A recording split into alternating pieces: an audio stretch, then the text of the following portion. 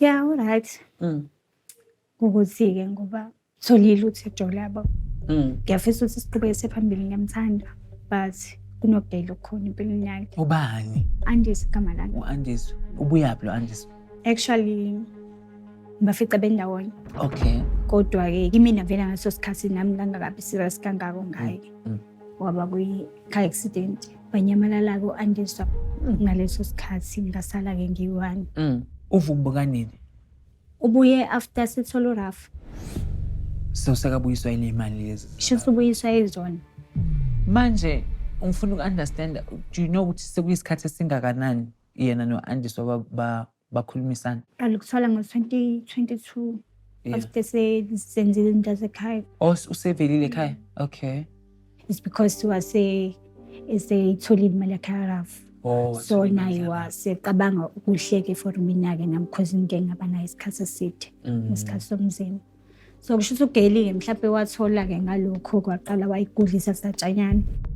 Uthi usixoliswa wena nomyeni wakhe ngathi ngabantu abaxoxisanayo. Ubani umyeni wakhe? Umzomosha Mdletshe. Umuzi yenu uyamazi?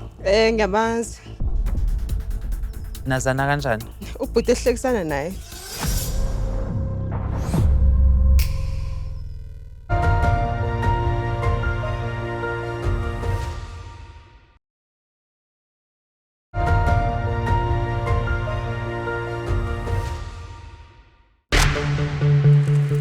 Umuzi yenu uyamazi? Ngiyamazi. Nazana kanjani? Ubhuti ehlekisana naye. Hayibo. Myeni? Yeah. Shadwe nini? Sizoxoxa ngenzele attitude. Hayibo. Yazi angithusayo. Njengoba sekufika u-Alfie-ke sengiconfronta indaba yamuzi ngiphatheke kabi. Ngoba phela lo Gayle wayengifice sengithandana naye umuzi vele. Ubhuti umuzi ulobolile kusisi. Ngaweza amahemhemo. So njoba uzwa amahemhem kwakuphatha kanjani lokho? Phela ngaba nenkinga saqala kodwa-ke nawe uyazi-ke abafana banjani. Wangigoqa ubhuti wakhona nami ngagcwala ngesitayela. Sizo-understand. Shuthi yena ukhombisa ukuthi uyintombazane engenankinga.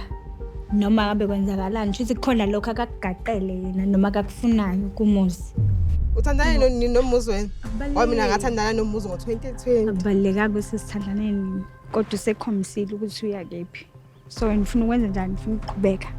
Awazi wena uthi indoda umtshelekwane? Kuyabolekwa nayo indoda. Mayinawe yakho, mayinami yami. Hawu Andiswa. Uyisho kanjani into yokuthi indoda into yokubolekiswana? Usho ukuthi indoda nje yithoy nje udlala ngalo because kusho ukuthi nali ibhola idlala ngalo. Nami mangithola ichance yami. Guys, hey, hawu. Kunjalo nje. Uzali. Abantu sisabanjani kwaba kwi-car accident. Ngiyazi ngaya ngambona esibhedlela. Okuyisona sizathu esikubuyisile manje yini ngoba ungekho ngaleso sikhathi. Hayi besinenkinga eningi, nami benginenkinga eningi. Bengibhekene nazo empilweni yami. Zabuya ngoba nakho sethola uRafu. Kusho bani? Kusho mina phela. Hayi cha usisi uya-assume wena. Ngoba yona i-facts leyo. Yazi assume yini? Assume as of you and me. Assume ileyo nto-ke leyo. Sorry. No, sisibe ne-back and forth. Asambe siyokhuluma nomuzi sizwe ukuthi yena uthini kuloko. Uphi yena vele? Ukhona.